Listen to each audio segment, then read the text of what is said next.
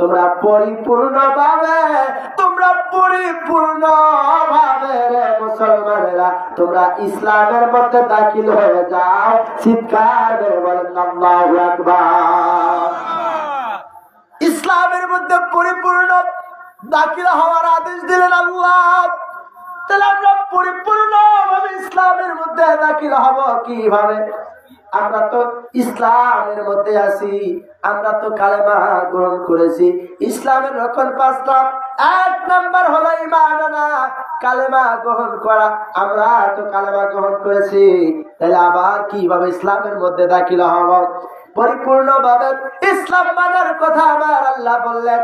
আপনাদের কাছে জানতে চাই, পরিপূর্ণ ইসলাম মানার কথা বলেছেন কি? আরো জোরে আপনাদের আলোচনা হবে না, জোরে বলেন কে বলেছে? আমরা যদি খাইতে বসি, খাইতে গেলে আমরা পুরোটা মানি, আমরা পেট ভরে খানা খাই। যদি আমরা বাথরুমে যাই, বাথরুমে গিয়ে আমরা কিন্তু পরিপূর্ণভাবে বাথরুম সারি। কথা বলে ঠিক কি? কেউ কি পেশাব করতে গিয়ে অর্ধেক করে আর অর্ধেক রেখে দেয়? আসেনি? এরকম করে কি? আবার যখন আমরা শুইতে যাই, এখন তো মশার সময়, আমরা মশারি লটকাই দেই, মশারি লটকাই দিয়ে আমরা মশারির তলের মধ্যে ঘুমায় যাই। এমনকি কেউ আছে যে অর্ধেক মশারির তলে থাকে আর অর্ধেক বের করে দেয়? আসেনি? বলে যেগুলো অর্ধেক বাড়ায় দিলাম, মশারও হক আছে, মশা খাক। কথা বলেন নাকি? মশার হক তো আছে, মশা খাক। এরকম করে না, পরিপূর্ণ ভাবে মশার তলে ঘুমাই যায়। খাইতে গেলে পুরোটা, শুইতে গেলে পুরোটা, বাথরুমে গেলে পুরোটা। আজ আমাদের বাংলার জমিনে এমন কিছু মানুষ, এমন কিছু মুসলমান বের হয়েছে, কিছু ইসলাম মানে আর কিছু মানে না। অর্ধেক ইসলাম মাননেওয়ালা লোক বাংলাদেশে আছে না নাই? আরো জোরে বলেন আছে না নাই? তারা বলে আমরা আহলে কোরআন, আমরা কোরআন মানবো, হাদিস মানবো না। এই কুলাঙ্গারদেরকে বলি, তোমরা সারা জীবন কোরআন শুধু মানো, হাদিস মানবা না, তাহলে তোমরা কোনদিন মুসলমান হতে পারবা না। ঘোষণা আমার আল্লাহর, আল্লাহর ঘোষণার বাহিরে দুনিয়ার কোন আইন চলবে না, চলবে না। কথা বলে ঠিক কিনা? আল্লাহ বলে তোমরা পরিপূর্ণ ভাবে ইসলামের মধ্যে দাখিল হয়ে যাও।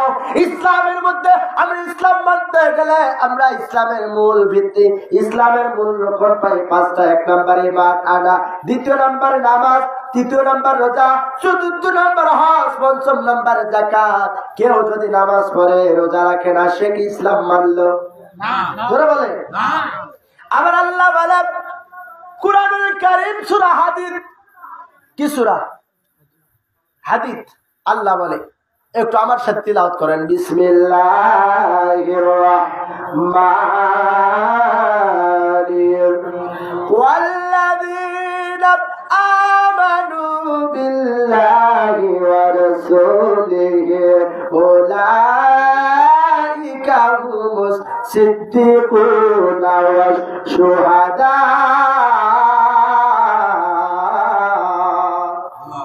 আল্লাহু আকবার। আজ বাংলার জমিনে যারা আহলে কোরআন দাবিদার বলে কোরআন মানবো, হাদিস মানবো না, আহলে কোরআনদেরকে বলি, আহলে কোরআনের গোষ্ঠীরা শোনো, কিয়ামত পর্যন্ত কোরআন মানো, হাদিস মানবা না, তুমি মুসলমান না। ঘোষণা আল্লাহর, আল্লাহ কয় ওয়াল্লাযীনা যারা আমানু ঈমান আনে বিল্লাহি, আমি আল্লাহর প্রতি, ও রাসূলিহি, আমার রাসূলের প্রতি। তাহলে আল্লাহ ঘোষণা দিল রে, আল্লাহ আমি আল্লাহর প্রতি ঈমান আনো, ও রাসূলিহি, আমার রাসূলের প্রতি ঈমান আনো। আল্লাহ পাক রব্বুল আলামিনের কিতাব হলো কুরআন। কথা বলে ঠিক কি? আর নবীজি যাহা বলেছে, নবীজির কথাগুলো হয়েছে হাদিস। কথা বলে ঠিক কিনা? যারা বলে আমরা কোরআন মানবো, হাদিস মানবো না, তাদের জন্য কোরআন থেকে দলিল, তোমরা মুসলমান না, তোমরা ইহুদি খ্রিস্টানদের দালাল, মুসলমানদের ইমানদারদের ইমান গুলো ধ্বংস করতেছে। ইমান ধ্বংস করার জন্য তোমরা আর ষড়যন্ত্র চালাইতেছ। কথা বলে ঠিক কিনা? আল্লাহ কয় আবার রাসূলের কথা বলো, যারা না, তারা কোরআন মানে না। আল্লাহ পাক রব্বুল আলামিন কোরআনুল কারীমে ডাকতে বলেন মাইয়ুতির রাসূলা ফাকাদাতু আল্লাহ, আমার রাসূলের কথা মানো রে ফাকাদাতু আল্লাহ, আমি আল্লাহর কথা মানা হবে। চিৎকার করে বলেন আল্লাহু আকবার। আমার রাসূলের কথা মানো ফাকাদাতু আল্লাহ, আমি আল্লাহর কথা মানা হবে। এ হালি কোরআন দাবিদাররা কানের ময়লা পরিষ্কার করে শোনো, তোমরা যারা হাদিস মানো না, হাদিস মানো না, তোমরা মুসলমান না। একটা কোরআনের আয়াত, একটা কোরআনের হরফকে যে অস্বীকার করে সে কাফের হয়ে যায়। আর আল্লাহ কোরআনুল কারীমে সূরা বাকারার মধ্যে বলেন ওয়াইদাতুল কাফিরিন, যারা কাফের বেঈমান তাদের জন্য স্থান জাহান্নাম। তাহলে আপনারাই বলেন তো আল্লাহর কোরআন কি মিথ্যা বলে? যারা বলেন কোরআন কি মিথ্যা, আল্লাহ বলে যালিকাল কিতাব, এটা সেই কিতাব লা রাইবা ফি, তার ভিতরে কোনো সন্দেহ অবকাশ নেই।